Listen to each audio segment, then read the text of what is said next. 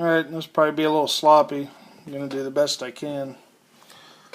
My 2016 Grizzly, if I spin the tire on the right side, it spins nice and easy.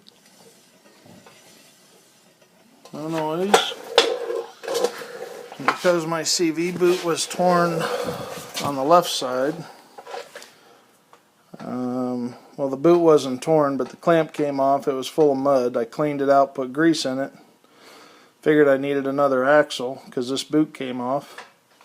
Now I got the axle loose, and if I just spin the axle,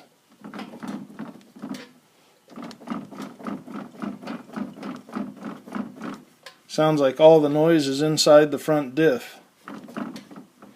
There's a lot of tension and clicking. That inside boot isn't torn, it's full of grease, hasn't given me any problems. It was definitely noisy and not spinning freely. Just on the right side. Left side doesn't make any noise and spins good and free.